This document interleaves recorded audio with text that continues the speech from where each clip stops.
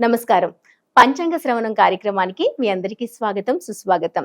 ఇవాళ మన పంచాంగ శ్రవణం కార్యక్రమంలో 12 రాశుల వారికి ఈ క్రోధినామ సంవత్సరంలో ఎలా ఉండబోతుంది అని తెలియజేసేందుకు మనతో పాటు ఉన్నారు ప్రముఖ జ్యోతిష్య, వాస్తు పండితులు మరియు పంచాంగ కర్త బ్రహ్మశ్రీ డాక్టర్ నాయకంటి మల్లికార్జున శర్మ గారు. ఇంకా ఆలస్యం చేయకుండా ఈ 12 రాశుల వారికి ఎలా ఉండబోతుందో ఆయన మాటల్లోనే తెలుసుకుందాం.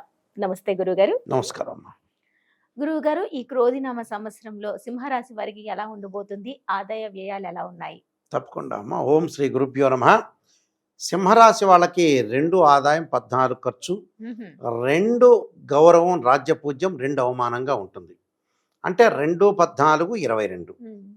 అంటే 2 ఏదైతే ఆదాయం ఉంటుంది 14 ఖర్చు ఉంటుంది, 2 గౌరవం రాజ్యపూజ్యం, 2 అవమానంగా ఉంటుంది.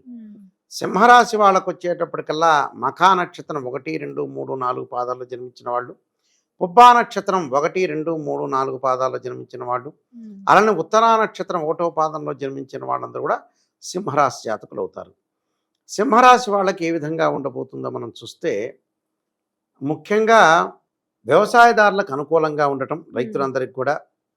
సింహరాశి వాళ్ళకు వచ్చేటప్పటికల్లా మనకి సప్తమ స్థానంలో శని యొక్క సంచారం, అష్టమ స్థానంలో రాహు, నవమ స్థానము, దశమ స్థానంలో గురువు యొక్క సంచారం, అలానే ద్వితీయ స్థానంలో కేతు, రవి, బుధ, శుక్రగ్రహాలు ఒక రాశి నుంచి మరొక రాశికి మారటానికి 4 రోజులు సమయం పడుతుంది. కుజుడు 45 రోజుల పాటు ఉంటుంది.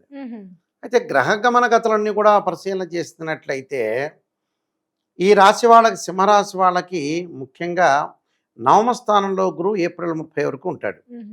అప్పటి వరకు కూడా క్రోధినామ సంవత్సరం నవమైన దశమైన అనుకూలంగానే ఉంటాడు. అంటే ఆదాయం అనేది బాగా పెరుగుతుంది. కానీ 2 ఆదాయం 14 ఖర్చు ఉండటానికి కారణం ఏంటంటే, ఒక 25% వృధా ఖర్చులు, మిగతా ఖర్చులండి జీవితానికి పనికొచ్చే ఖర్చుల కోసం డబ్బులు ఖర్చు పెడతారు. అంటే కొంత 75% డబ్బు అనేది ఎసెట్స్ రూపంలో మారుతుంది వీళ్ళకి. అంటే ఆస్తుల రూపంలో మారుతుంది కాబట్టి ఆలోచన చేయాల్సిన పని లేదు. గౌరవ మర్యాదలు చెరి సమానంగా ఉంటాయి. ఒక 2 తిడితే 2 గౌరవిస్తారు, 4 తిడితే 4 గౌరవిస్తారు. సరే, ఇక గౌరవం తిట్టడం ఈ కాలంలో మామూలే. పొగిడేవాడు పొగుడుతుంటాడు, తిట్టేవాడు తిట్టుతుంటాడు. తిట్టినా కూడా రాజకీయ నాయకులాగా తుడుచుకొని వెళ్ళిపోతుంటారు. ఆ విషయంలో డోంట్ కేర్, ఎవడు కూడా కేర్ చేయట్లా. ఎవడో పాతకాలం మనుషులు కేర్ చేస్తున్నారు, కానీ ఇప్పుడు ఎవ్వడు కూడా దాన్ని అసలు కేరే చేయట్లా, పట్టించుకునే స్థితిలో కూడా లేడు. ఎవరో మానసికంగా కొంత పట్టించుకుంటారు, కానీ మనిషి పుట్టినప్పటి నుంచి చనిపోయే వరకు అవమానం జరుగుతుంది, తిట్లు జరుగుతాయి, అన్ని రకాలుగా జరిగి అనుభవించే చివరికి పోతాడు. పునరపి జననం పునరపి మరణం లాగా వెళ్ళిపోతుంటాడు. కామన్ థింగ్స్ ఇవన్నీ కూడా. అయితే ఇక్కడ ఆదాయపరంగా మటుకు అతనికి కొంత గ్రహస్థితి మధ్య రకమైన కారణం వల్ల మిశ్రమ ఫలితాలు ఎక్కువగా ఉంటాయి సింహరాశి వాళ్ళకి. అంటే అశుభ ఫలితాలు ఎక్కువగా ఉంటాయి. అంటే విద్యార్థులకు వచ్చేటప్పుడు అధిక శ్రమ చేస్తేనే పాస్ అయ్యే అవకాశాలు ఉంటాయి. అంటే ఎక్కువగా కష్టపడాలి. వేరే వ్యాపకాల మీద ఎక్కువగా అటాచ్మెంట్ ఎక్కువగా ఉంటుంది.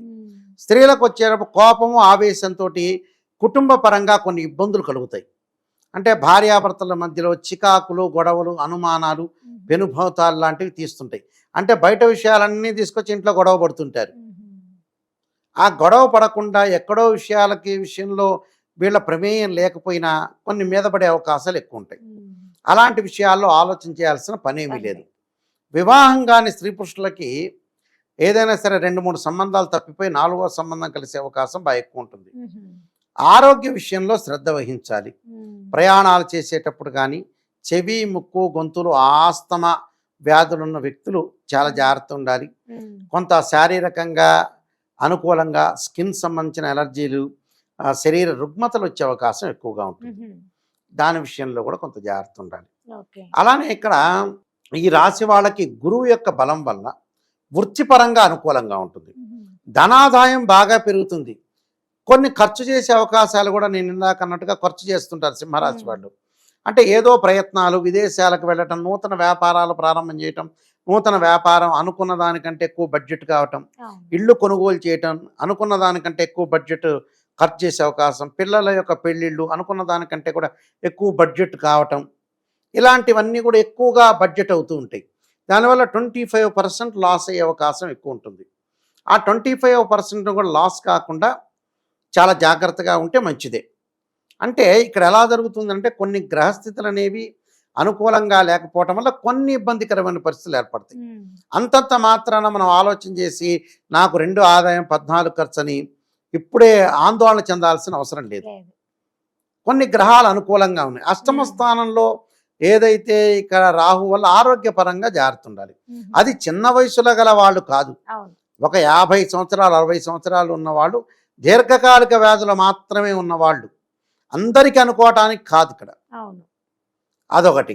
దాని తర్వాత అక్టోబర్ నవంబర్ మాసంలో గురువు సంబంధించి శనికి సంబంధించిన వక్రత్యాగాలు వక్ర ఆరంభాలు ఉంటాయి కాబట్టి ఆ సమయంలో జాగ్రత్త ఉండాలి. ఉద్యోగస్తులకు అనుకూలమైన కాలంగానే ఉంటుంది. పనిలో మటుకు శ్రద్ధ పెట్టి ముందుకు వెళ్ళాలి. స్త్రీలకు అనుకూలంగా ఉండే అవకాశం ఉంటుంది. విద్యార్థులు అధిక శ్రమ, అలానే ప్రయాణాల వల్ల కొంత నష్టం జరిగే అవకాశం ఉంటుంది. ప్రయాణాల్లో అందరితో కూడా కలిసిపోకూడదు,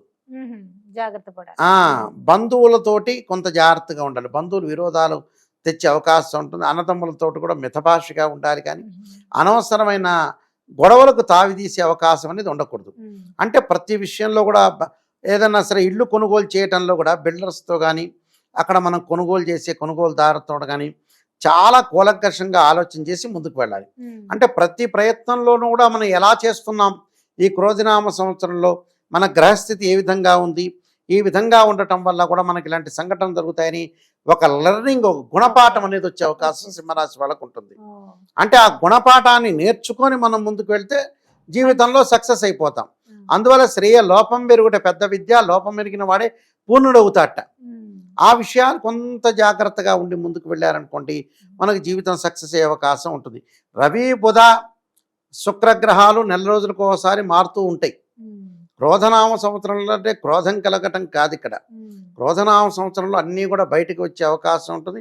నిజాలు నిర్భయంగా చెప్పే నామ సంవత్సరమే క్రోధినామ సంవత్సరం. అంటే అనగానే ఎంబటే క్రోధంగా అయిపోతారు, క్రోధిగా ఉంటారు, ఏం చెప్పినా కూడా అలా ఆవేశపడతారని కదా. ఆలోచన సరళితోటి మనం ముందుకు వెళితే జీవితం అనేది సక్సెస్ అవుతుంది. కొన్ని ప్రత్యేకంగా పరిహారాలు చేసుకుంటే సరిపోతుంది. పరిహారాలు ఎటువంటివి ఉన్నాయి? తప్పకుండా ఆదిత్య హృదయ పారాయణం చేయటం ఒకటి, హనుమంతుడి యొక్క ఆరాధన. అంటే ఆంజనేయాయుధ్యే వాయుపుత్రాయుధీమే తన్నో హనుమత్ ప్రచోదయాతు, ఆదిత్యాయుధ్యే సహస్రమూర్తాయుధీమే తన్నో సూర్య ప్రచోదయాత్ అనే సూర్యగాయత్రి మంత్రాన్ని ఆదిత్య హృదయ పారాయణం చేయటం ఒకటి. వీలైతే వాళ్ళు మినుములు దానం చేయటం. అర్ధకాయ మహావీరం చంద్రాదిత్య మంత్రం సింహకాగర్భ సంభూతం తం రాహుం ప్రణమామ్యం అనే మంత్రాన్ని కూడా చక్కగా చదువుకోవటం వల్ల కూడా మంచి ఫలితాలు జరిగే అవకాశం ఖచ్చితంగా ఉంటుంది. క్రోధినామ సంవత్సరంలో సింహరాశి వాళ్ళందరూ కూడా సుఫలితాలు జరగాలని ఆశిస్తూ సర్వే జనా సుఖినో భవంతు. ధన్యవాదాలు గురుగారు. ధన్యవాదాలు.